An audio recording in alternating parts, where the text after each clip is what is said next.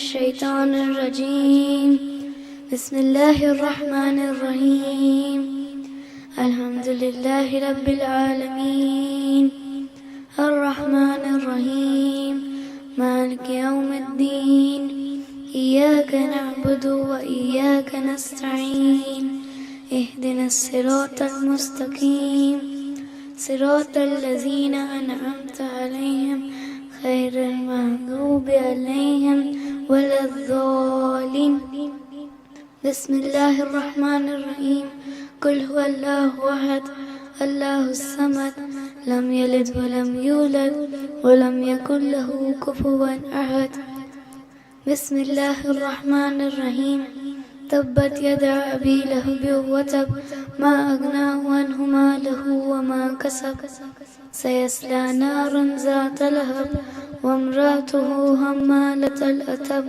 في جيدها حبل من مسد والمومد صلوات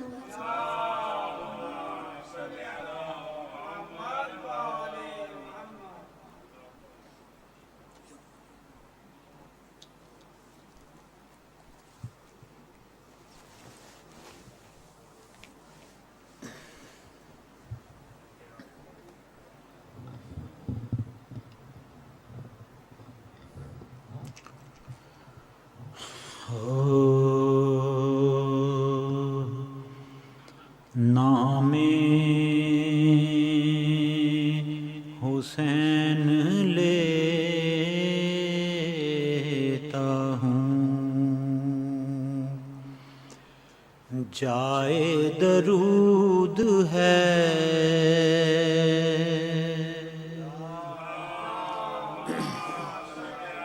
نام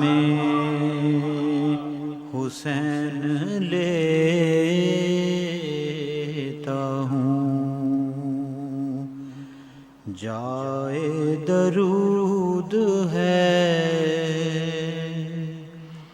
یہ نام وہ ہے نور کا جس پر ورود ہے میں اس کا مدح خوان ہوں شکر ودود ہے میں کیا ہوں ساری خلق بھی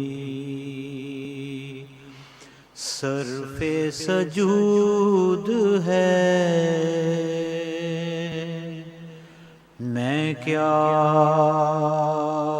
ہوں ساری خلق بھی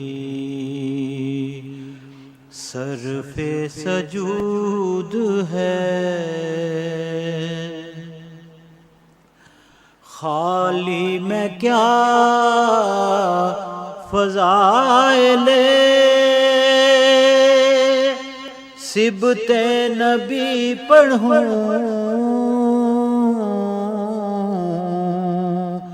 خالی میں کیا فضائل سبت نبی پڑھوں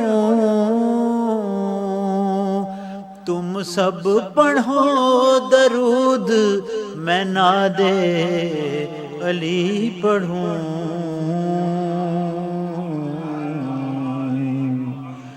نام حسین لیتا ہوں۔ صلوات پڑھے گا۔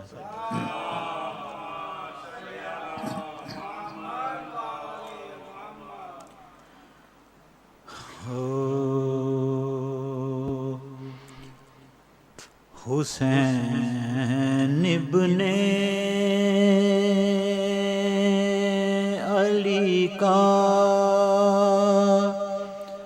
غم دل مضطر میں رہتا ہے، حسین ابن علی کا غم دل مضطر میں رہتا ہے، باہر عنوان جیسے گھر کا مالک، جیسے گھر کا مالک گھر میں رہتا ہے،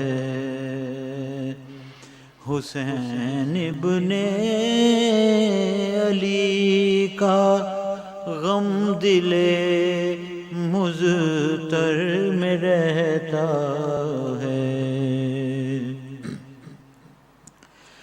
غم شبیر اور حب علی ہے، زندگی اپنی،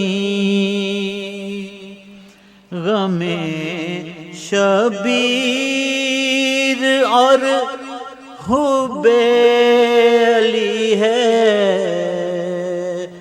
زندگی اپنی، یہ جذبہ دل میں رہتا ہے، یہ سودا سر میں رہتا ہے، حسین ابن علی کا غم دل مضطر میں رہتا ہے، سنے گا پوچھنے والے طہارت دیدۂ تر کی، سنے گا پوچھنے والے طہارت دیدۂ تر کی، یہ آنسو سیدہ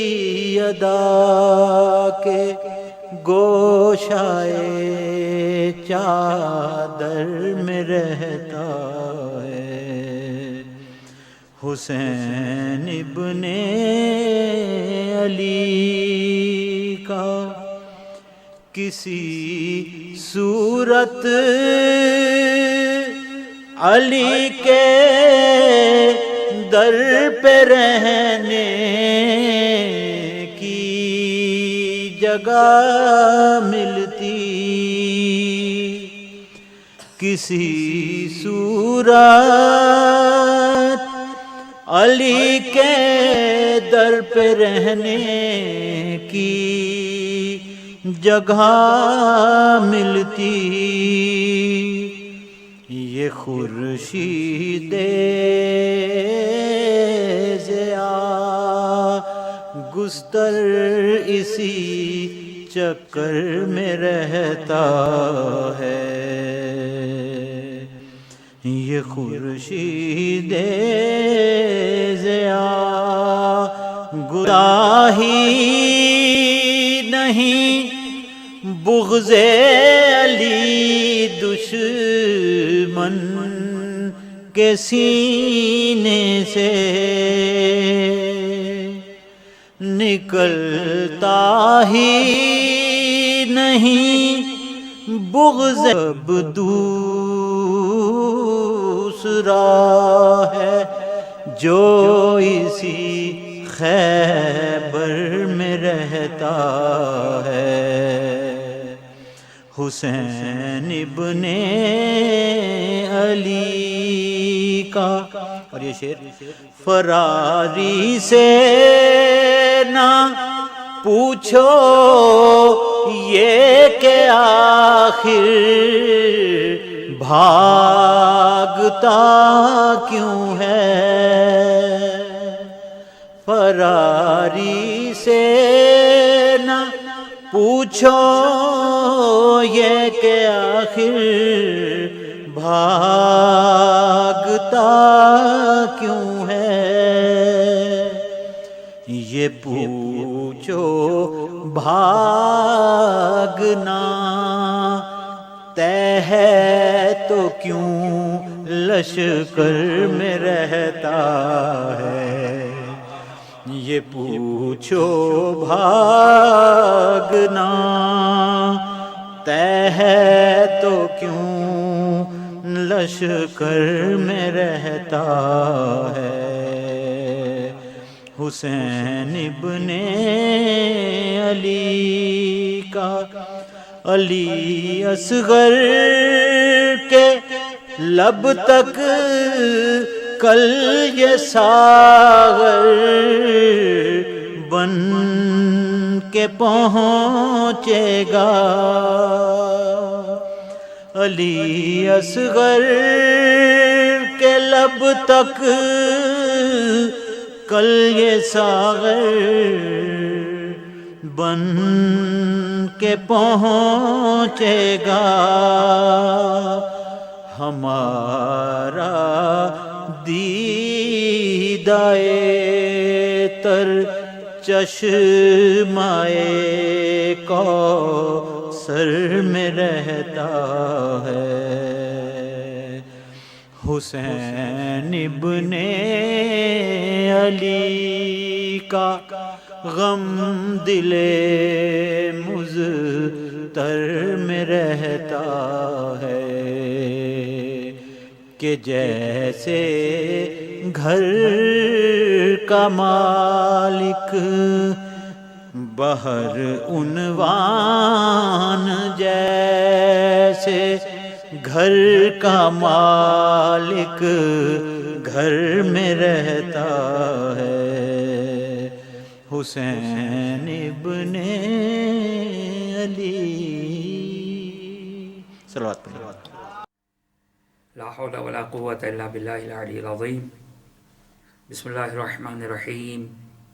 الحمد للہ الذی لا یفر منع والجمود ولا یبدیہ العطاء والجود اذ کل معط منتقص سواہ وکل مانع مذموم ما خلاہ وهو المنان بفوائد النعم وعوائد مزید والقسم ما اختلف علیہ دہر فیختلف منہ الحال ولا كان في مكان فيجوز عليه الانتقال. الصلاة والسلام على سيدنا ومولانا أبي القاسم محمد وعلى أهل بيته الطيبين الطاهرين لا سيما مولانا ومولى الكونين أبي الحسن والحسين أمير المؤمنين علي بن أبي طالب عليهم السلام. روحي وأرواح العالمين لتراب مقدمهم فداه ولعن الدائم على أعدائهم إلى قيام يوم الدين. رب اشرح لي صدري ويسر لي أمري واحلل عقدة من لساني يفقهوا قولي. بسم الله الرحمن الرحيم. اللهم كن لوليك الحجة ابن الحسن صلواتك عليه وعلى آبائه في هذه الساعة وفي كل ساعة وليا وحافظا وقائدا وناصرا ودليلا وعينا حتى تسكنه أرضك طوعا وتمتعه فيها طويلا. اللهم عجل لوليك الفرج واجعلنا من أنصاره وأعوانه وأتباعه وشيعته. أما بعد فقد قال الله سبحانه وتعالى في كتابه الكريم أعوذ بالله من الشيطان الرجيم بسم الله الرحمن الرحيم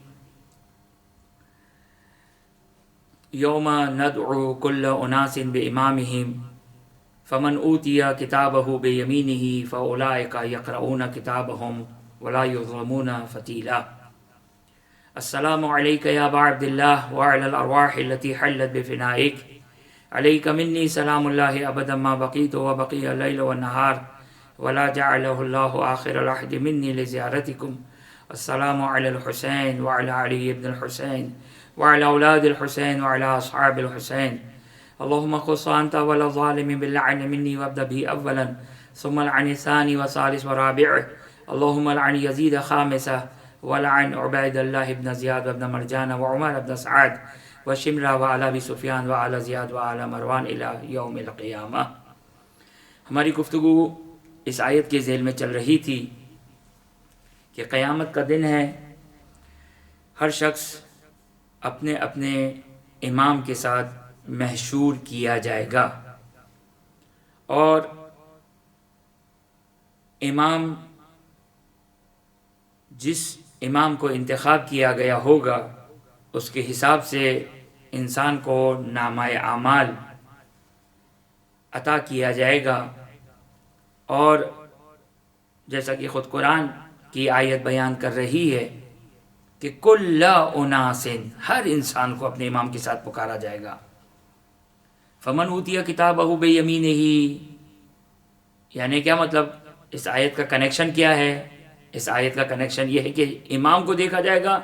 اگر امام حق کے ساتھ محشور ہوئے ہیں تو اس کے سیدھے ہاتھ میں نامہ اعمال، اس کا جو نامہ اعمال ہے، جو اس کی کتاب ہے، وہ سیدھے ہاتھ میں دی جائے گی.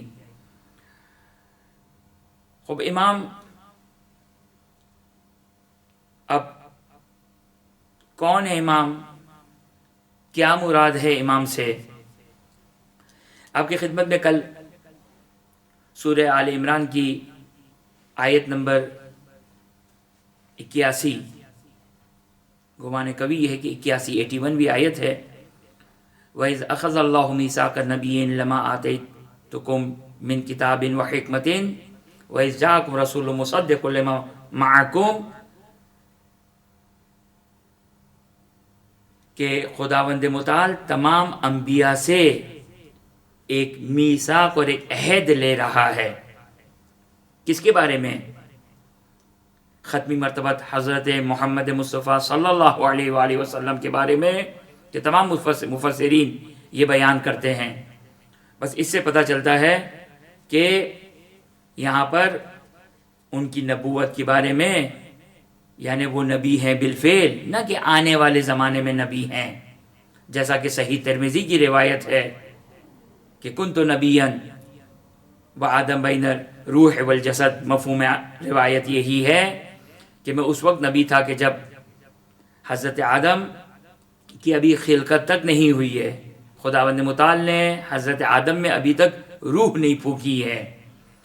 بس پتہ چلتا ہے، لہذا جیسا کہ محمد تقی الدین سبکی جو اہل سنت کے بہت بڑے عالم ہیں، انہوں نے اس بات کو بیان کیا کہ ختمی مرتبہ صلی اللہ علیہ وآلہ وسلم نبی الانبیاء ہیں. نبی الانبیاء ہے یعنی تمام انبیاء کے بھی نبی ہیں. نبی کا مطلب کیا ہوتا ہے؟ نبی اور امام کا مطلب ہے جس کی ولایت میں ہم ہیں، جس کی فالوئنگ ہم پر واجب ہے، جس کی اطاعت ہم پر واجب ہے. بس 1,23,999 انبیاء کے اوپر اطاعت ختمی مرتبہ صلی اللہ علیہ وآلہ وسلم واجب ہے. بس اس کا مطلب کیا ہو گیا؟ اس کا مطلب کہ نبی اکرم ولی ہیں، ولایت رکھتے ہیں 1,23,999 انبیاء پر. اور یہ حدیث کی جس کو فریقین تمام مسلمانوں نے اپنی کتاب میں بیان کیا، من کنت مولا فہذا علی مولا، جس کا میں مولا ہوں، جس پر میری ولایت ہے، اس پر علی ابن ابی طالب علیہ الصلوۃ والسلام کی ولایت ہے. خب یہ روایت، یہ آیہ شریفہ ایک مطلب تک ہم کو پہنچاتی ہے. اب آپ کی خدمت میں ایک اور روایت جو اہل سنت کی معتبر کتابوں میں یہ روایت آئی ہے، اسے حاکم نیشاپوری نے بیان کیا، اسے حاکم حسکانی نے بیان کیا،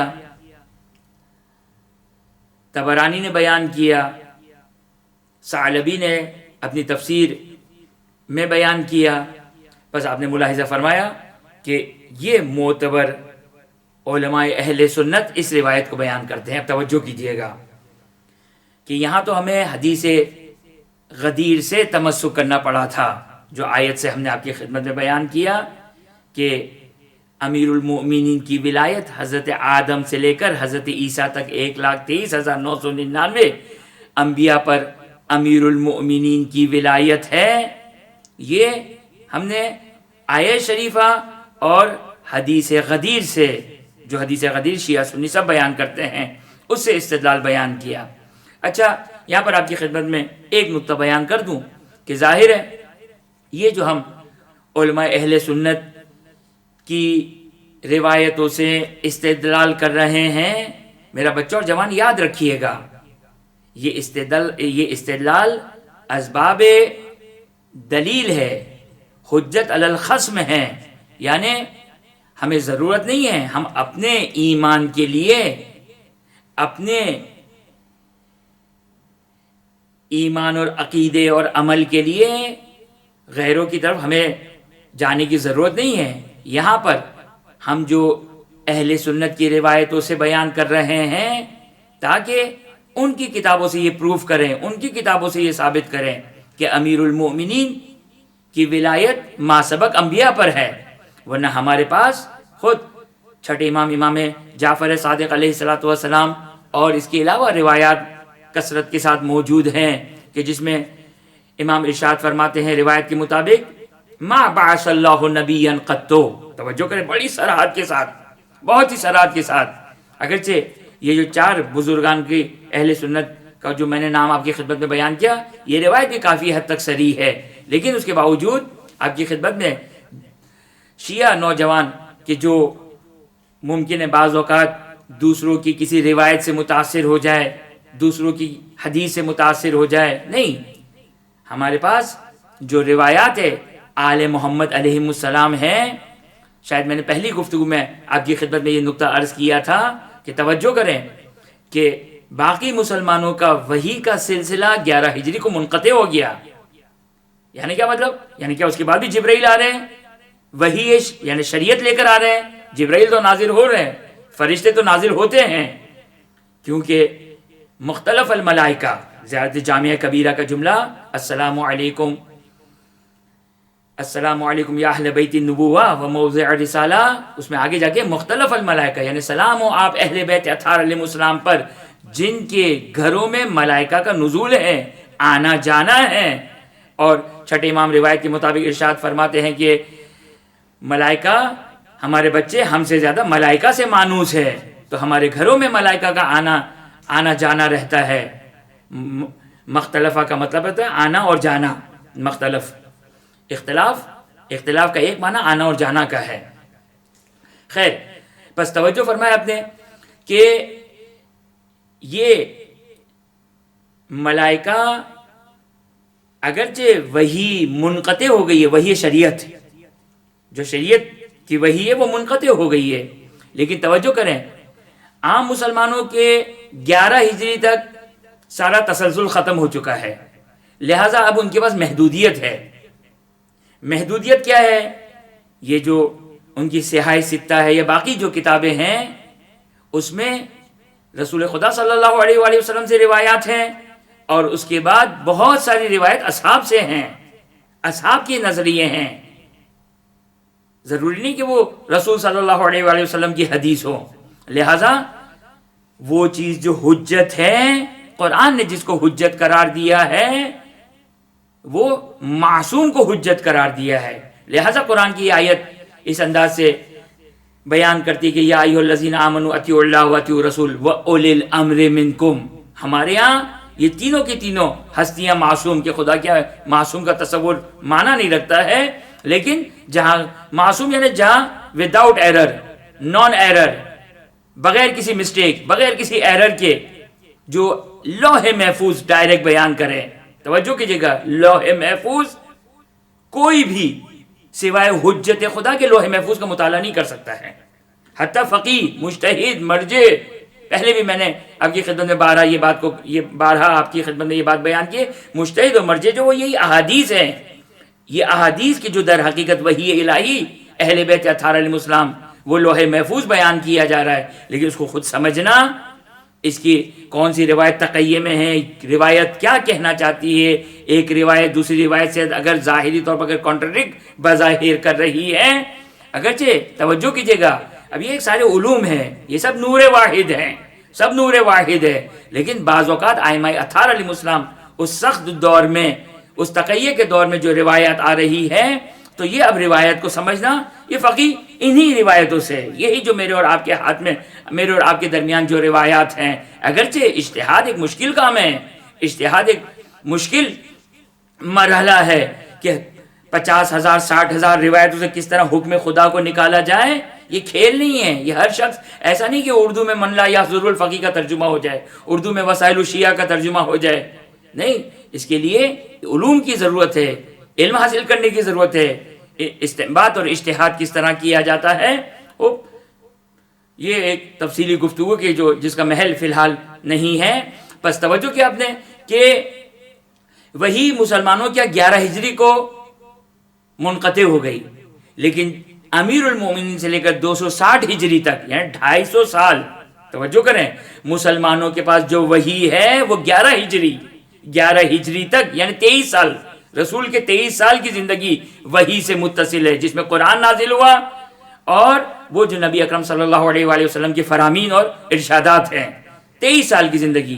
لیکن جو شیعہ ہیں، جو ان کی جو ادعائے تشیع ہے کہ 250 سال تک 260 ہجری تک یہ وحی کا سلسلہ، یعنی وحی کا سلسلہ نہ کہ وہی جبرائیل لے کر آ رہے ہیں، لیکن اب چاہے 11ویں امام ہو، چاہے 10ویں امام ہو، چاہے 9ویں امام ہو، چاہے 5ویں امام ہو، چاہے 6ٹھے امام ہو، چاہے امیر المومنین سلام اللہ علیہم اجمعین ہو، یہ جو فرما رہے ہیں، یہ جو کہہ رہے ہیں وحی الہی ہے، یہ جو کہہ رہے ہیں وحی الہی ہے.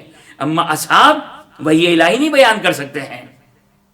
جو بھی صحابی اور تابعین ہیں، صحابی اور تابعین کے درمیان کیا فرق ہے؟ صحابی یعنی جس نے رسول کے زمانے کو درک کیا صلی اللہ علیہ وآلہ، اور تابعین وہ کہ جنہوں نے ان کے بعد کے زمانے کو درک کیا، وہ تابعین ہیں. اگر تابعین اپنی کوئی رائے دے رہے ہیں، اگر یہ فقہ، اگر امام صادق علیہ السلام فقہ بیان کر رہے ہیں، اس کا مطلب کہ وحی الہی سے متصل ہے.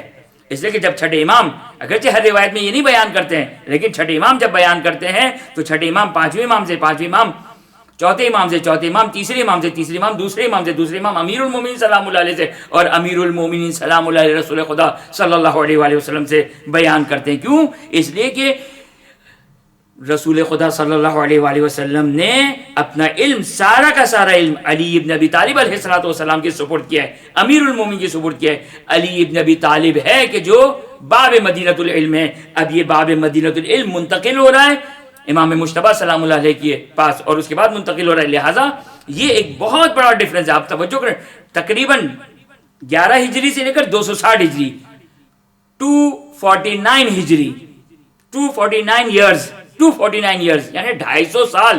آپ سمجھے کہ عام مسلمانوں کے پاس اگر وحی الہی ہے تو 23 سال کی وحی الہی ہے.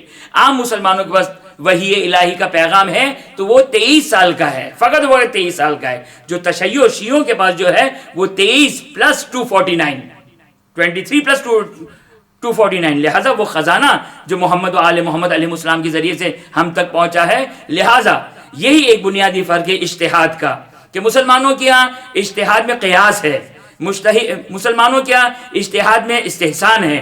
فقیہ اس کے پاس سب کچھ اویلیبل نہیں ہے، سب کچھ موجود نہیں ہے. لہٰذا وہ کیا کرتے ہیں، وہ مسلمان وہ جو قرآن اور حدیث رسول سے جتنا سمجھے ہوئے ہیں، اب اپنے قیاس سے، اپنے استحسان سے، اپنی عقل سے، اپنی مرضی سے، ہاں اس کو دوسرے الفاظ میں یہ کہا جائے اپنی مرضی سے. لیکن اس کے برخلاف جو فقیہ ہے، مجتہد ہے، جو آج 1400 سال کے بعد بھی اگر فقیہ اگر اجتہاد کرتا ہے، درس خارج جا کے دیکھیے، درس خارج جا کے دیکھیے، اگر آپ کو فارسی زبان آتی ہے، عربی زبان آتی ہے، عمومی ہے، حتیٰ آپ کو انٹرنیٹ پہ یوٹیوب وغیرہ پہ بہت سارے درس خارج مل جائیں گے. تو درس خارج کا معیار کیا ہے، درس خارج کا کرائٹیریا ہے کیا ہے؟ درس خارج کا کرائٹیریا ہے قرآن اور سنت. لہٰذا وہاں مجتہد درس خارج دے رہا ہے، نیچے جو شاگرد بیٹھے ہیں جو خود اجتہاد اور مجتہد کے لیول پر ہیں یا نزدیک بے اجتہاد ہیں، وہ اس بات کے پابند ہے کہ دیکھیں کہ استاد اگر کوئی دلیل دے رہے ہیں تو قرآن کے مطابق ہے یا سنت کے مطابق ہے، یا کہیں ایسا تو نہیں کہ اس کا قیاس اس میں داخل ہو رہا ہے، اس کی استحسان، کیونکہ معصوم تو نہیں ہے، اشتباہ ہو سکتا ہے۔ لہٰذا اتنی باریک بینی سے ہمارے یہاں اجتہاد کہ جو فتویٰ دیا جائے وہ یہ قرآن کے مطابق ہو یا سنت کے مطابق ہو۔ اب دو اور چیزیں ہیں، اجماع اور عقل۔ یہاں وہ اجماع مراد نہیں ہے جو بعض افراد کے جو فساد کرنا چاہتے ہیں اور کہتے ہیں کہ یہ وہ اجماع علماء کا اجماع، جی نہیں، یہ وہ اجماع نہیں ہے کہ علماء نے اجماع کر لیا، علماء نے اتفاق کر لیا، نہیں، اس کی ایک تفصیلی بحث ہے کہ در حقیقت جا کے اجماع کو اگر ہم پڑھیں تو خود اجماع وہ اجماع حجت ہے جس سے کشف قول معصوم ہو، جس سے امام معصوم کی رائے اگر کنفرم ہو رہی ہو، پتہ چل رہی ہو، تو وہ اجماع حجت ہے، ورنہ اجماع ہمارے تشیع میں اس کی کوئی آتھینٹسٹی نہیں ہے۔ تمام کے تمام علماء ہو نہیں سکتا ہے، لیکن اگر 11 ہجری کے بعد سے لے کر آج تک سارے کے سارے علماء اگر ایک بات پر جمع ہو جائیں اور امام معصوم کا قول اس کے مخالف ہو، اس قول کی کوئی آتھینٹسٹی نہیں ہے، اس قول کی کوئی حجیت نہیں ہے۔ یہ ایک درس خارج کی بحث ہے کہ جو میں آپ کی خدمت میں فی الحال نہیں کرنا چاہتا ہوں۔ چاہے درس خارج، جنہوں نے درس خارج دیکھا ہے وہ بخوبی اس بات کی گواہی دیں گے، شہادت دیں گے۔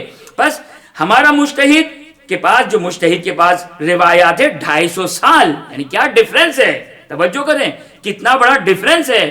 لہٰذا یہ 250 سال میں وہ تمام علوم محمد و آل محمد بیان ہو گئے کہ آج مجتہد کے لیے کافی ہے۔ مجتہد آج انہی روایتوں کے ذریعے سے ہر چیز کا فتویٰ دے سکتا ہے، اب آپ کہیں کہ بھائی ایسی بہت ساری باتیں، اگرچہ یہ بہت ہی زیادہ بات فروعی اس میں چلے گئی، لیکن ایک موضوع نکل آیا اجتہاد کا۔ امام فرماتے ہیں علینا بالاصول و علیکم بالتفریع۔ امام نے اصول بیان کر دیے، امام نے رولز بیان کر دیے، امام نے قانون بیان کر دیے، اسی کو اجتہاد کہتے ہیں۔ امام کہتے ہیں کہ علینا بالاصول، ہم نے اصول بیان کر دیے۔ اب جو فقہاء ہے، امام فقیہ کو، محمد ابن مسلم کو یہ قانون بیان کر رہے ہیں کہ علینا بالاصول ہے، یہ فقیہ کا کام ہے، ہر شخص نہیں کر سکتا۔ یہ خود امام ہر شخص کے لیے نہیں کہہ رہے ہیں، ہر راوی کے لیے نہیں کہہ رہے ہیں، بلکہ محمد ابن مسلم جیسے فقیہ کو کہہ رہے ہیں علینا بالاصول و علیکم بالتفریع، قانون بیان کرنا، رولز بیان کرنا۔ جس طرح ہر علم میں، ہر سبجیکٹ میں، بایولوجی میں کچھ فارمولاز ہیں، کیمسٹری میں کچھ فارمولاز ہیں، فزکس میں کچھ فارمولاز ہیں، میتھمیٹکس میں کچھ فارمولاز ہیں، اس کے بعد جو اس کے ایکسپرٹ ہیں وہ ان فارمولا کے ذریعے سے آگے سالو کرتے ہیں مسائل کو۔ اسی طرح اجتہاد میں بھی ائمہ اطہار علیہ السلام نے قوانین بیان کیے، رولز بیان کیے، اصول بیان کیے، اور امام فرماتے ہمارا کام اصول بیان کرنا ہے، اور جو فقیہ کا کام ہے، یعنی امام کی اس حدیث سے پتہ چلتا ہے اجتہاد کی آتھینٹسٹی پتہ چلتی ہے، اس حدیث سے تقلید کی آتھینٹسٹی پتہ چلتی ہے،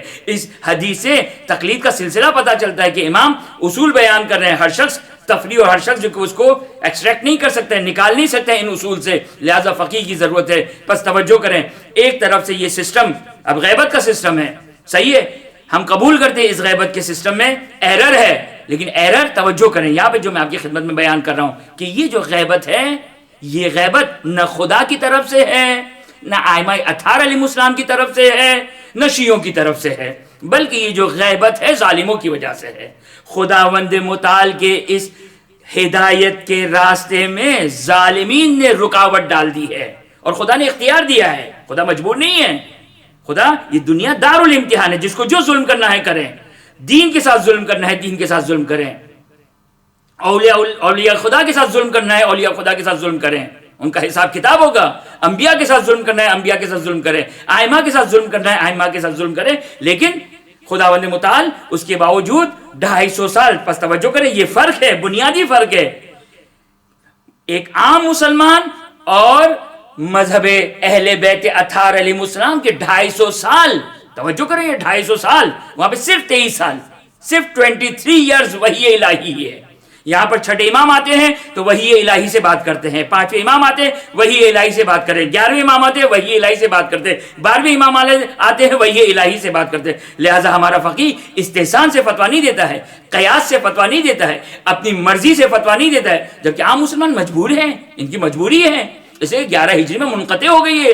لہٰذا اگر ہم یہاں پر اگر کہیں مسلمانوں کی حدیث کو لے کر آتے ہیں تو اس لیے نہیں کہ ہمارے پاس حدیث موجود نہیں ہے، نہیں، ہمارے لیے تو اوتھینٹسٹی نہیں ہے، ان کی کوئی حجیت نہیں ہے ہمارے لیے کسی غیر کی حدیث. ہمارے لیے جو حجت ہے وہ 14 معصومین کا فرمان حجت ہے. 14 معصومین، 14 معصومین کا فرمان حجت ہے. ہمارے لیے اولی الامر کا فرمان حجت ہے.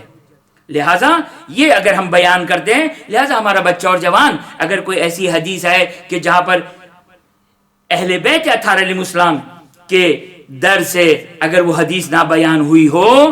اب چاہے دیکھیں ایک بات یہ بھی یاد رکھیے گا میرا بچہ اور جوان، ہر قال الامام صادق علیہ السلام ثابت نہیں کہ امام صادق علیہ السلام نے فرمایا، اس کی سند ہے. مثال کے تو میں یہ کہوں کہ فلاں شخص نے کہا، ممکن ہے سچ کر رہا ہوں، ممکن ہے جھوٹ کہہ رہا ہوں، ایسا ہو سکتا ہے یا نہیں ہو سکتا ہے. تو اتنی ساری روایات ہے. لہٰذا اب ہر وہ چیز کی جو امام نے فرمایا، اب امام نے فرمایا یہ ثابت ہونا چاہیے. 1400 سال کے بعد یہ معلوم ہونا چاہیے کہ امام صادق علیہ السلام کا فرمان ہے، امام باقر علیہ السلام کا فرمان ہے. تو اسی کو اجتہاد کہتے ہیں. لیکن یہ ہمارا بچہ اور جوان یہ ایک اہم ترین نقطہ ہے کہ جس کی طرف توجہ رہنی چاہیے کہ حدیث شماری سے کسی دین کی حقانیت ثابت نہیں ہوتی ہے، بلکہ حقانیت کون سی حدیث لوح محفوظ کے مطابق ہے، کون سی حدیث وحی الہی کے مطابق ہے. آپ دیکھیں وہاں پر اصحاب کے اقوال حجت ہے، تابعین کا قول حجت ہے، بلکہ اصل نہ تابعین و تابعین و تابعین و تابعین و تابعین.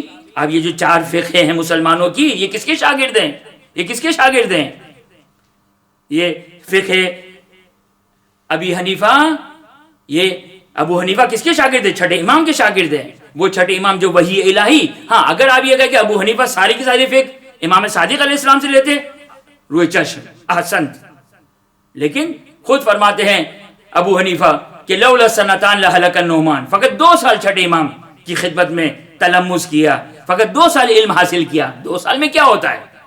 2 سال میں تو صرف انسان یہ سیکھ لیتا ہے کہ ایک مزاج آ جاتا ہے کہ کس طرح حکم شرعی بیان کرنا ہے، پھر وہ استحسان کافی ہے، پھر قیاس کافی ہے. لہٰذا یہ ایک فرق ہے. لہٰذا اگر ہم بیان کرتے ہیں، اگر اہل سنت کی روایت کو اگر ہم بیان کرتے ہیں تو فقط خصم کے لیے، مد مقابل کے لیے، مخالفین کے لیے حجت قائم کرنے کے لیے. ورنہ آپ کی خدمت میں بیان کر رہا تھا کہ امام صادق علیہ السلام سے روایت ہے کہ امام ارشاد فرماتے ہیں ما بعث اللہ نبیا قط، کہ خداوند متعال نے کسی نبی کو مبعوث نہیں کیا، کسی نبی کو نبی نہیں بنایا، الا بولایتنا والبراءۃ من اعدائنا.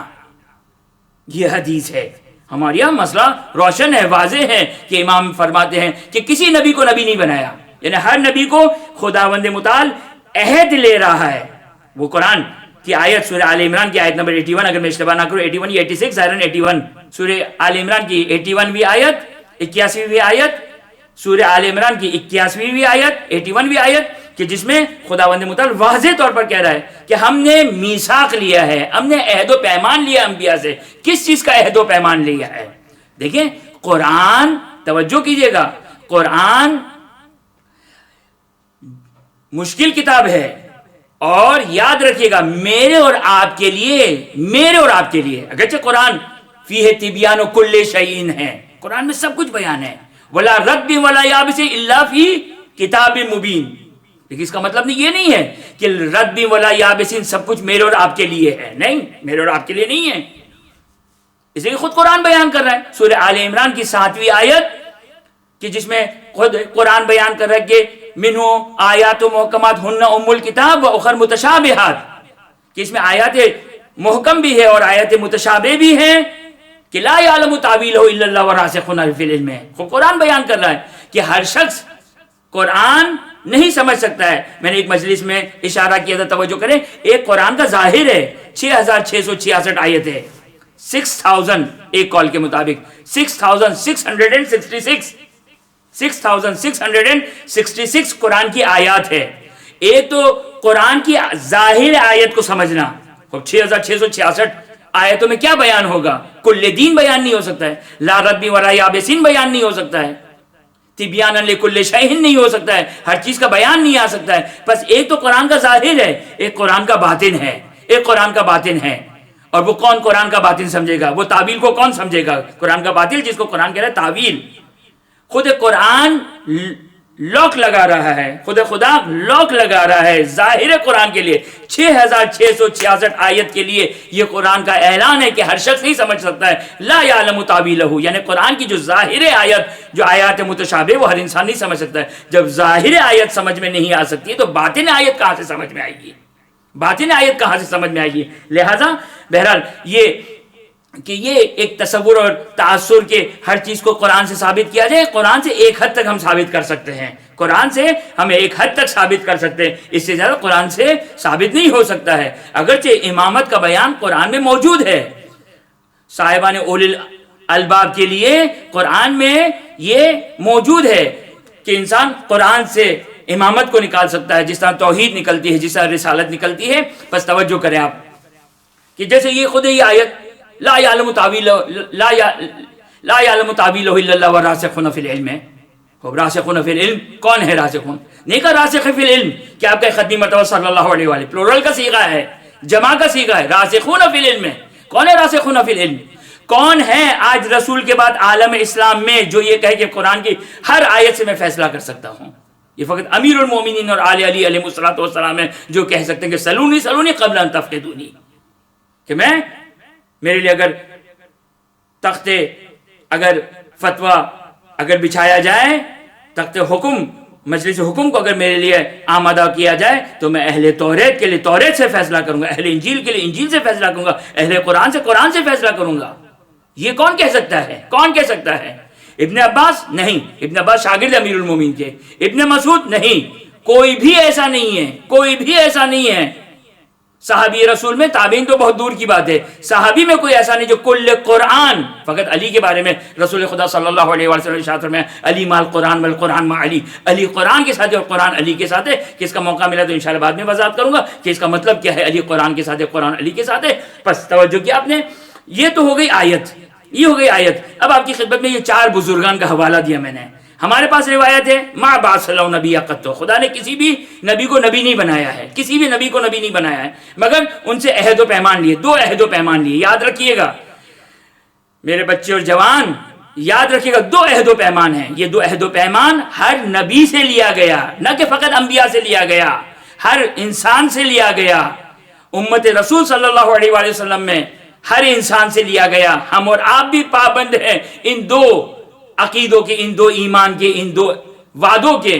کہ وہ 2 وعدے کیا ہیں جو انبیاء سے لیے گئے؟ کہ یہ وعدہ لینے کے بعد توجہ کریں کہ قرآن کیا کہہ رہا ہے، فَاشْهَدُوا وَأَنَا مَعَكُم مِّنَ الشَّاهِدِينَ، کہ تم اگر اے انبیاء 1,23,999 انبیاء تم اگر میثاق لے رہے ہو، عہد لے رہے ہو تو گواہ رہنا، اور میں بھی تمہارے ساتھ گواہی دینے کے لیے ہوں، میں بھی گواہی دے رہا ہوں. بس وہ کیا ہے عہد؟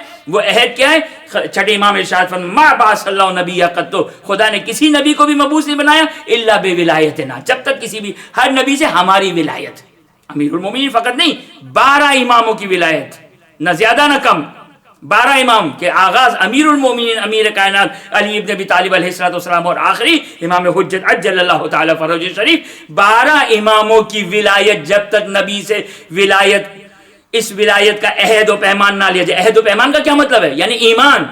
یعنی کیا مطلب؟ ایمان یعنی ہر نبی پابند ہے کلمہ لا الہ الا اللہ کہے، ہر نبی پابند ہے کلمہ محمد رسول اللہ صلی اللہ علیہ وآلہ کہے، کہ سورہ آل عمران کی آیت نمبر 81 بیان کر رہی ہے. اور ہر نبی پابند ہے کہ علی ولی اللہ کہے. خوب، علی ولی اللہ، یہ تو ہو گئی شیعہ روایت، یہ تو ہو گئی شیعہ روایت. کیا کہہ رہی ہے روایت؟ ما بعث اللہ نبی قط الا بولایتنا، ہماری ولایت کو اقرار کرے، یعنی علی ولی اللہ کو اقرار کرے، ائمہ اطہار علیہ السلام کی ولایت کو اقرار کرے. فقط ولایت کافی نہیں، والبراءۃ من اعدائنا، اور ہمارے دشمنوں سے برات رکھتا ہو. یعنی نبی امیر المؤمنین اور 12ویں امیر المؤمنین سے لے کر 12ویں امام ائمہ اطہار علیہ السلام کے دشمنوں سے جب تک انبیاء برات نہ کریں نبی نہیں بنے گا، نبی نہیں بنے گا. فقط ولایت کافی نہیں ہے بلکہ برات آدھا بھی ضروری ہے. آدھا اہل بیت سے، کہ مسلمان بھی اس کو مانتے ہیں کہ اہل بیت کے آدھا سے، اہل بیت کے دشمنوں سے برات ہے. مسلمان بھی اس بات کو قبول کرتے ہیں، ان کے عقیدے میں بھی ہے، کیونکہ قل لا اسألکم علیہ اجرا الا المودۃ فی القربى آیت بیان کر رہی ہے. بس اب توجہ کریں کہ امام فرماتے ما بعث اللہ نبی قط، کہ کسی نبی کو نبی نہیں بنایا، پہلے اقرار لیا، دو چیزوں کا اقرار لیا، توحید کا اقرار ہو چکا ہے، رسالت کا اقرار ہو چکا ہے، اس کے بعد دو اقرار ہے، ایک ہماری ولایت اور ایک ہمارے دشمنوں کی برات۔ اب توجہ کریں، میں اس روایت کو فقط آج پڑھ دیتا ہوں، اگر ضرورت محسوس ہوئی تو کل آپ کی خدمت میں بیان کروں گا کہ حسقانی حاکم نیشاپوری اس روایت کو بیان کرتے ہیں۔ کون سی روایت؟ یہ روایت ہے کہ ختمی مرتبہ حضرت محمد مصطفیٰ صلی اللہ علیہ وآلہ وسلم جب معراج پر گئے، لما اسری بی الی السماء، جب مجھے آسمانوں پر لے جایا گیا، تو شیعہ سنی روایت موجود ہے کہ وہاں پر انبیاء کی امامت کس نے کی؟ انبیاء کی امامت ختمی مرتبہ صلی اللہ علیہ وآلہ وسلم نے آسمان پر کی، یعنی باقاعدہ نماز جماعت قائم ہوئی اور رسول خدا صلی اللہ علیہ وسلم امامت کر رہے ہیں اور باقی انبیاء اقتداء کر رہے ہیں۔ خوب، ہم نے کہا نا آیت جب بیان کر رہی ہے کہ رسول کے اوپر ایمان لانا ضروری ہے، تو اب اس معراج کی روایت سے تمسک کرنا یا دلیل کو لے کر آنا جب آیت بیان کر رہی ہے تو یہ بہرحال اس کی معیت بن جائے گی، اس کی تائید ہونے والی ہو جائے گی، اس کی تائید کرنے والی بن جائے گی۔ یہ روایت اس کی تائید کرے جو آیت قرآنی ہے۔ لیکن اس کے بعد اب توجہ کریں، جبرائیل ایک مرتبہ نازل ہوئے اور کہا فصل من ارسلنا من قبلک من رسولنا، یہ قرآن کی آیت ہے، یہ قرآن کی آیت ہے کہ جبرائیل کہہ رہے ہیں یا رسول اللہ انبیاء سے سوال کیجئے، قرآن کی آیت ہے نا، یہ قرآن کی آیت ہے، وسأل سوال کیجئے، من ارسلنا جو رسول نازل ہوئے، من قبل کا آپ سے پہلے۔ اب چونکہ اگر یہ قرآن کی آیت ہے تو وسأل، بھئی رسول کا دور تو زمانہ تو بعد میں ہے، رسول کا زمانہ بعد میں ہے، انبیاء کا زمانہ پہلے ہے، تو اب رسول کیسے سوال کریں گے 1,23,000 انبیاء سے جن کا زمانہ پہلے ہے؟ یہ قرآن کی آیت ہے۔ تو اس کا جواب کیا ہے کہ در حقیقت یہ سوال جواب کہاں ہوا ہے؟ یہ آسمانوں پر ہوا ہے، یہ آسمانوں پر ہوا ہے۔ آسمان پر معراج پر جب ختمی مرتبہ صلی اللہ علیہ وآلہ وسلم گئے تو قرآن کی آیت کہ فرشت جبرائیل نے یہ کیا، وصل من ارسلنا من قبلک من رسولنا، جو آپ سے پہلے 1,23,999 انبیاء تھے یا رسول تھے کہ جن کا مرتبہ انبیاء سے بلند ہے، چونکہ یہاں پر رسول آیا اپنی معلوم کہ رسول کے معنی میں ہے یا انبیاء کے معنی میں، اس سے ہمیں سروکار نہیں، کیونکہ اگر رسول کے لیے بات ثابت ہو گئی تو انبیاء کے لیے آٹومیٹک یہ بات ثابت ہو جائے گی۔ کیا سوال کریں؟ کس بات کا سوال کریں؟ حاکم نیشاپوری بیان کرتے ہیں، حاکم حسقانی بیان کرتے ہیں، ثعلبی بیان کرتے ہیں، کیا بیان کرتے ہیں؟ کیا سوال کریں؟ سوال کیا ہے؟ علامہ بعثتم، اے انبیاء، اے رسول، تم کس بات پر مبعوث ہوئے ہو؟ یعنی کیا مطلب تم کس بات پر مبعوث ہوئے؟ یعنی تم سے کیا عہد و پیمان لیا گیا؟ تم سے کیا عہد و پیمان لیا گیا؟ کیا عہد و پیمان تھا کہ جس عہد و پیمان کی بنا پر تم کو رسول بنایا گیا، تم کو نبی بنایا گیا، وہ عہد و پیمان کیا تھا؟ کون بیان کر رہا ہے؟ شیعہ روایت نہیں ہے، یہ اہل سنت کی روایت، حاکم نیشاپوری یہ روایت بیان کر رہے ہیں، حسقانی اور ابن عساکر بھی یہ روایت بیان کر رہے ہیں۔ کون؟ کیا ہے وہ عہد و پیمان؟ کس عہد و پیمان پر ان سے عہد و پیمان لیا جا رہا ہے؟ کس وعدے پر ان کو نبی بنایا جا رہا ہے؟ انبیاء سے پوچھا، سب انبیاء نے مل کر کہا اشہد ان لا الہ نشہد ان لا الہ الا اللہ، ہم گواہی دیتے ہیں اللہ وحدہ لا شریک کی وبنبوت کا، ہم مبعوث ہوئے ہیں آپ کی نبوت کے اوپر، وبولایت علی ابن ابی طالب علیہ السلام پر۔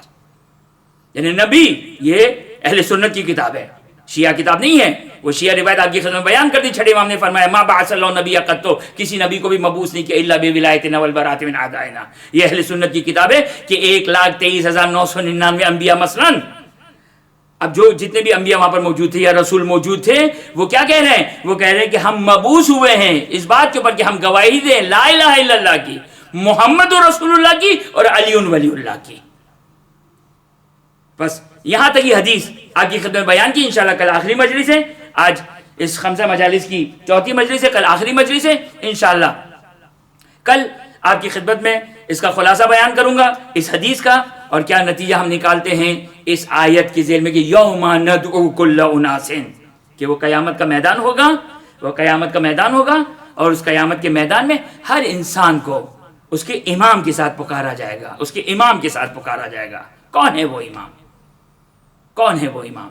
ہمارے لیے مسئلہ واضح ہے، انشاءاللہ روایات آپ کی خدمت میں، جو شیعہ روایت ہے وہ آپ کی خدمت میں بیان کریں گے، لیکن بس عزادارو یہ ہے محمد و آل محمد کہ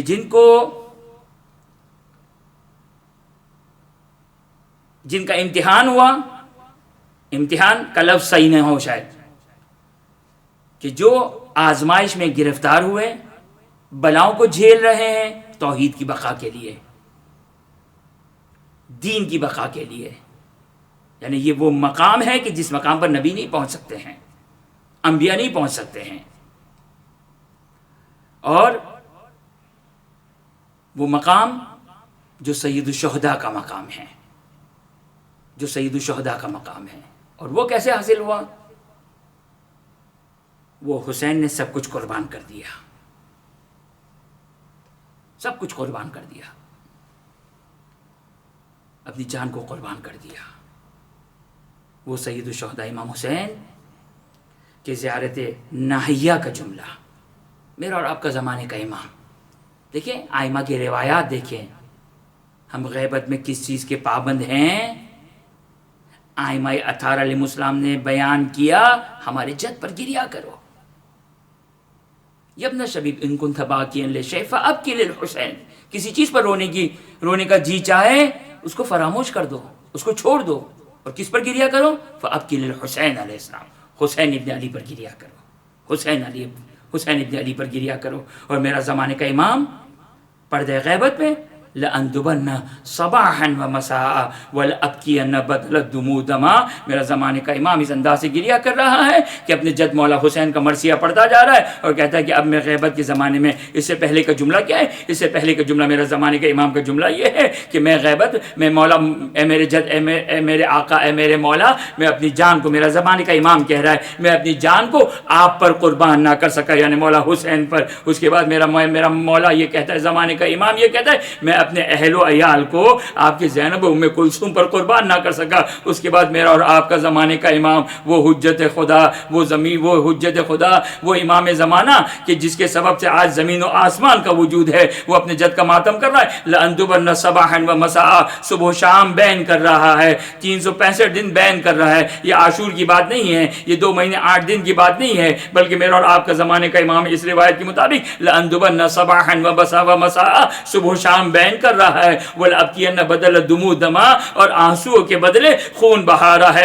ایک عالم کی ملاقات ہوئی زمانے کے امام سے، سوال کیا، مولا وہ کون سی مصیبت ہے جس مصیبت پہ آپ صبح و شام بین کر رہے ہیں، آنسوؤں کے بدلے خون بہا رہے ہیں؟ ایک مرتبہ خود آگے بڑھ کر یہ عالم نے خود ہی سوال کیا اور خود ہی جواب کے طور پر یہ پیش کیا، مولا یقینی طور پر وہ مولا ابو الفضل عباس علیہ السلام کی مصیبت ہوگی. اللہ اللہ، عباس کی مصیبت کیا تھی؟ عباس کی مصیبت کے فقط ایک جملہ کافی ہے. جب آخری عباس نے آخری وداع سلام ودا بھیجا نا، جب آخری استغاثہ، فریاد استغاثہ پہنچی، حسین کے کانوں تک پہنچی، تو ایک مرتبہ میرا مولا کہتا ہے، الان انکسر ظہری، عباس تم کیا گئے؟ میری کمر ہی ٹوٹ گئی. اتنی بڑی مصیبت کہ حسین کی کمر ٹوٹ گئی ہے. ایک مرتبہ سوال کرنے والا سوال کرتا ہے، مولا وہ عباس کی مصیبت ہوگی جس مصیبت پہ آپ صبح شام بین کر رہے ہیں. میرا زمانے کا امام کہتا ہے، نہیں، اگر عباس بھی آج زندہ ہوتے نا، عباس بھی آج زندہ ہوتے تو جس مصیبت پہ میں گریا کر رہا ہوں، جس کو تصور کر کر کے میں آنسو کے بدلے خون بہا رہا ہوں، عباس بھی آنسو کے بدلے خون بہاتے. پھر طلب کا سوال کہ مولا یقینی طور پر وہ علی اکبر کی مصیبت ہوگی، جس اکبر کی مصیبت نے حسین کو بوڑھا کر دیا، جس اکبر کی مصیبت نے حسین کے لیے دنیا کو تاریک کر دیا. وہ اکبر کی مصیبت، وہ اکبر کی مصیبت کی روایت کے مطابق اگر حسین بوڑھے ہو گئے تو اکبر کی مصیبت کی وجہ سے میرا زمانے کا امام کہتا نہیں، اگر اکبر بھی آج زندہ ہوتے، اس مصیبت پر میرے ساتھ صبح و شام بین کرتے، آنسو کے بدلے خون بہاتے. طلب کا سوال کیا، مولا پھر تو یقینی طور پر وہ فرزند زہرا، فرزند علی حسین ابن علی کی مصیبت ہوگی جس پر آپ آنسو بہا رہے، آنسو کے بدلے خون بہا رہے. میرا زمانے کا امام کہتا نہیں، اگر حسین بھی آج زندہ ہوتے تو میرے ساتھ آنسو کے بدلے خون بہاتے. طلب کا سوال کیا، مولا پھر وہ کون سی مصیبت؟ ہائے، میرا زمانے کا امام کہتا ہے، میری جدہ زینب کبریٰ کی اسیری، ہائے نامحرموں کا مجمع، شام غریبہ چادریں چھینی جا رہی، شام غریبہ سے، ہائے شام غریبہ سے کربلا کی 11 تاریخ آئی، کربلا سے کوفہ، کوفے سے شام، زینب کبریٰ نرغہ یادہ میں بے مخنہ چادر و محمدہ و حسینہ کی فریاد کو بلند کر رہی. کبھی ابن زیاد کا دربار، کبھی یزید ملعون کا دربار. وسيعلم الذين ظلموا أي منقلب ينقلبون. باری الہ ہمارے ان آنسو کو باعث شفاعت قرار فرما. خداوند واسطہ حضرت محمد و آل محمد کا واسطہ حاضر مجلس مومن و مومنات تمام مومن و مومنات کی تمام جائز حاجات کو پورا فرما. خداوند واسطہ حضرت محمد و آل محمد کا جو مومن و مومنات پریشان حال ہے، روزی رزق کی مشکلات میں گرفتار، بچوں کی تعلیم، بچوں کی شادی، گھریلو مسائل میں گرفتار، خداوند بحق محمد و آل محمد خداوند تمام مومن و مومنات کی تمام مشکلات کو دور فرما. جو مومن و مومنات بیمار ہیں، بہت سارے مومن و مومنات کے لیے بالخصوص اس کورونا کے حالات میں مومنین کے لیے التماس دعا، التماس صحت کے لیے دعا کی خاص طور پر التماس کی گئی ہے. خداوند تو یہ واسطہ دیتے محمد و آل محمد کا واسطہ دیتے ہیں. جو مومن و مومنات بیمار ہیں بالخصوص جنہوں نے التماس دعا کے لیے کہا، ہمارے بھائی، ہمارے دوست، ہمارے عزیز، ہمارے محسن بیمار ہیں، خداوند تو یہ واسطہ دیتے محمد و آل محمد کا واسطہ تمام مومن و مومنات کو بالخصوص جنہوں نے التماس دعا، التماس صحت کے لیے کہا، خداوند تمام مومن و مومنات کو صحت عاجلہ اور کاملہ عطا فرما. خداوند جو مومن و مومنات حج و زیارات کے مشتاق ہیں ان کو حج و زیارت سے مشرف فرما. خداوند یہ واسطہ دیتے محمد و آل محمد کا اپنی آخری حجت امام عصر و زمان کی ظہور میں تعجیل فرما، ہمیں ان کے آوان و انصار میں قرار فرما. ماتم حسین. یاد سکینہ کو تیری آتی ہے بابا، جب یاد سکینہ کو تیری آتی ہے بابا، جب یاد سکینہ کو تیری آتی ہے بابا، جب یاد سکینہ کو تیری آتی ہے بابا. سر زندہ کی دیواروں سے، سر زندہ کی دیواروں سے ٹکراتی ہے بابا، جب یاد سکینہ کو تیری آتی ہے بابا، جب یاد سکینہ کو تیری آتی ہے بابا. دربار یزیدی میں بھلا کیسے میں جاؤں، ہے چاک گریبان، ہے چاک گریبان حیاتی ہے بابا، جب یاد سکینہ کو تیری آتی ہے بابا، جب یاد سکینہ کو تیری آتی ہے بابا.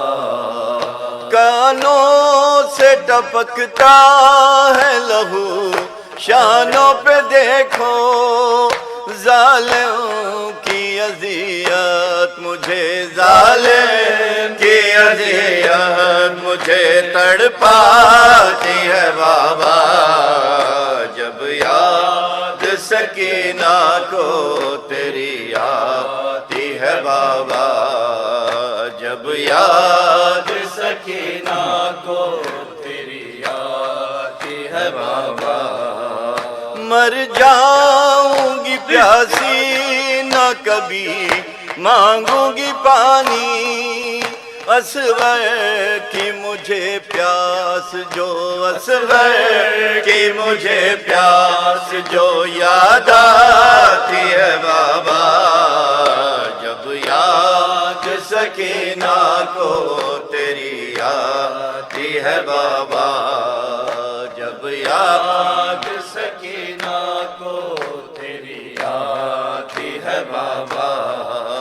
ہے کون میرے پاس جیوں کس کے سہارے، تنہائی میری موت، تنہائی میری موت بنی جاتی ہے بابا، جب یاد سکینہ کو تیری آتی ہے بابا، جب یاد سکینہ کو تیری آتی. مصیبت میں نبھایا ساتھ زینب کا، فضان مصیبت میں نبھایا ساتھ زینب کا، فیضان مصیبت میں نبھایا ساتھ زینب کا، فیضان مصیبت میں نبھایا ساتھ زینب کا، فیضان مصیبت میں نبھایا ساتھ زینب کا۔ اولاد علی نے بھی، اولاد علی نے بھی ماں کہہ کے بلایا ساتھ زینب کا، فیضان مصیبت میں نبھایا ساتھ زینب کا، فیضان مصیبت میں نبھایا ساتھ زینب کا۔ کربلا ہو یا کہ کوفہ ہو یا دربار یزیدی ہو، کربلا ہو یا کہ کوفہ ہو یا دربار یزیدی ہو، زینب کے کھلے سر پہ چادر کی طرح لوگوں فضا کا سایہ ساتھ زینب کا، فیضان مصیبت میں نبھایا ساتھ زینب کا، فیضان مصیبت میں نبھایا ساتھ زینب کا۔ کربلا ہو یا کہ کوفہ ہو یا دربار یزیدی ہو، کربلا ہو یا کہ کوفہ ہو یا دربار یزیدی ہو، زینب کے کھلے سر پہ چادر کی طرح لوگوں فضا کا تھا سایہ ساتھ زینب کا، فیضان مصیبت میں نبھایا ساتھ زینب کا، فیضان مصیبت میں نبھایا ساتھ زینب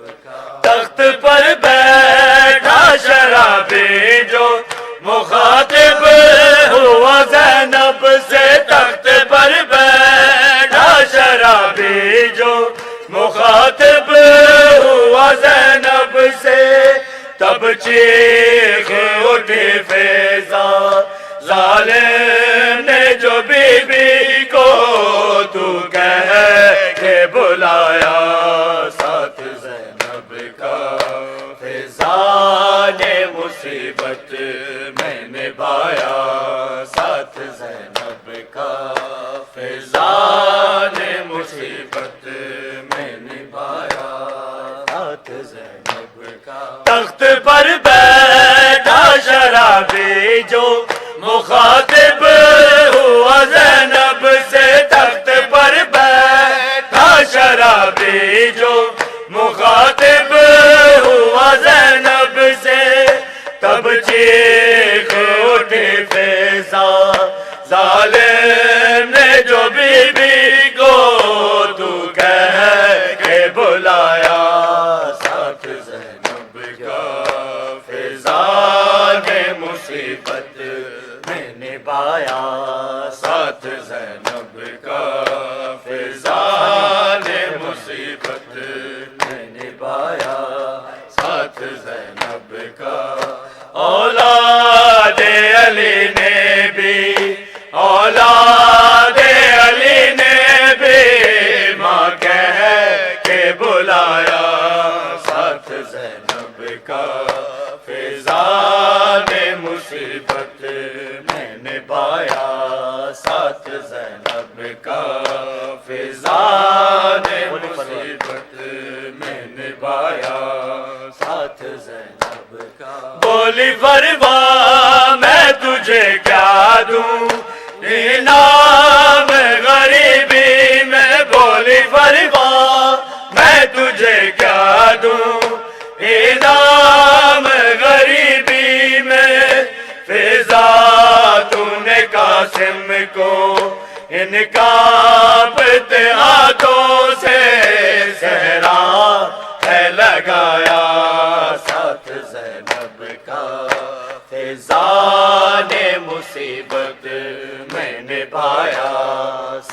زینب کا فیضان مصیبت میں نے پایا ساتھ زینب کا بولی فروا میں تجھے کیا دوں انعام غریبی میں بولی فروا میں تجھے کیا دوں انعام غریبی میں فضا تو نے قاسم کے ان کانپتے ہاتھوں سے صحرا ہے لگایا ساتھ زینب کا فضان مصیبت میں نے بایا ساتھ زینب کا فضان مصیبت میں نے بایا ساتھ زینب کا اولاد علی نے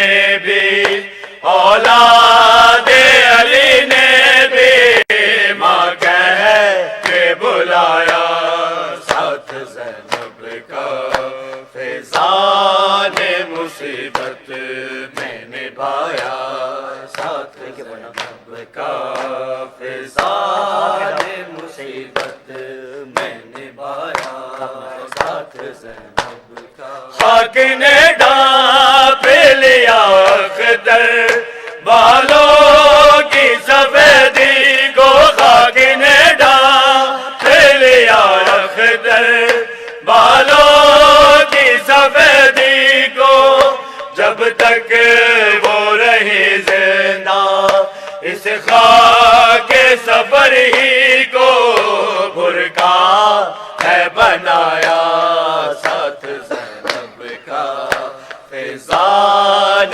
مصیبت میں نے بایا ساتھ زینب کا فیضان مصیبت میں نے بایا ساتھ زینب کا خاک نے ڈانپ لیا اختر بالوں کی سفیدی کو خاک نے ڈانپ لیا اختر بالوں کی سفیدی کو جب تک وہ رہی زندہ اس خاک سفر ہی کو برقع ہے بنایا ساتھ زینب کا فیضان مصیبت میں نے بایا ساتھ زینب کا فیضان مصیبت میں نے بایا ساتھ زینب کا تخت پر بیٹھا شرابی جو مخاطب ہوا زینب سے تخت پر بیٹھا شرابی جو مخاطب ہوا زینب سے تب چیخ اٹھی فیضا ظالم نے جو بی بی کو تو کہہ کے بلایا ساتھ زینب کا فیضان مصیبت میں نے بایا حسن یا حسین مولا حق امام یا حسن یا حسین مولا حق امام یا حسن یا حسین مولا حق امام یا حسن یا حسین مولا حق امام یا حسن یا حسین مولا حق امام یا حسن یا حسین یا حسین یا حسین یا حسین یا حسین وہ عابد بیمار تھا چلنے سے جو لاچار تھا اور شام کا بازار تھا تھی مرتضیٰ کی بیٹیاں مولا حق امام یا حسن یا حسین مولا حق امام یا حسن یا حسین مولا حق امام یا حسن یا حسین یا حسین یا حسین یا حسین شبیر کی وہ لاڈلی سینے پہ جو شاخ پلی جس کے ابابد میں جلی منہ پر تماچوں کے نشان مولا حق امام یا حسن یا حسین مولا حق حق امام یا حسن یا حسین مولا حق امام یا حسن یا حسین یا حسین یا حسین یا حسین وہ با وفا عباس تھا دکھیوں کی جو ایک راس تھا پانی لیا پر نہ پیا معصوم کا احساس تھا غازی با وفا یا بادشاہ باز غازی با وفا یا بادشاہ باز